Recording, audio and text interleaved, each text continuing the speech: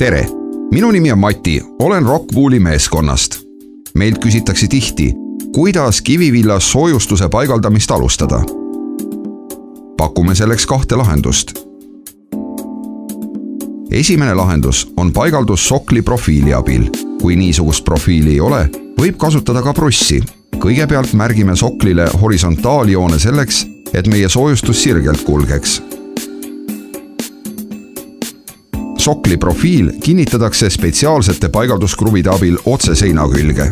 Sokli profiili laius peab vastama planeeritud soojustuskihi paksusele. Juhul kui niisugust profiili ei ole, võib kasutada ka brussi. See materjal on üldiselt igal pool kättesaadav. Bruss kinnitakse seinale samamoodi spetsiaalsete kruvide abil. Ärge unustage kontrollida selle loodis olemist. Kivivillaplaadid pannakse brussile ja nii alustataksegi seina soojustamist.